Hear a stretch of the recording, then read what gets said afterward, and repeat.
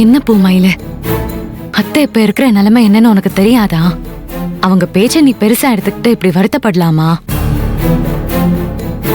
ஏற்கனவே அவங்கள ஃபாத்திமா வந்து கொலை பண்ற மாதிரி கனவு கண்டாங்க. இப்ப அவங்க கனவுல நீ வந்திருக்க.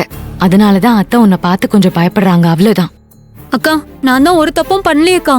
பூமையில அது எங்க எல்லாருக்குமே தெரியும். நீ அம்மா இந்த மாதிரி நிலைமையில பேசுறது எல்லாத்தையும் மனசுல வச்சுக்காத. அவ என்னடா தப்பா எடுத்துக்கிறது? அவளை பார்த்தாலே எனக்கு பயமா இருக்குன்னு சொல்றேன். அவளை என்னமோ நிக்க வச்சு எல்லாரும் பொறுமையா பேசிட்டு இருக்கீங்க. இங்க பாருங்க, முதல்ல அவளை வீட்டை விட்டு வெளியே அனுப்புங்க. போ சொல்லு, போ சொல்லு. அத்தை, இது நம்ம பூமயில, இது நம்ம தீக்குச்சி. இவங்க 2 பேரும் நம்ம ஆளுங்க, நமக்காக நம்ம கூடவே இருக்கிறவங்க. இவங்களால உங்களுக்கு எந்த ஆபத்தும் வராது. வேற யாராலையும் உங்களுக்கு எந்த ஆபத்தும் வந்துடாம தடுக்கிறதுக்கு தான் இவங்க இங்க இருக்காங்க. இவங்களை பார்த்து நீங்க பயப்படலாமா? நீங்க கனவுல கண்டதெல்லாம் நிஜத்துல நடந்துராதத்தை.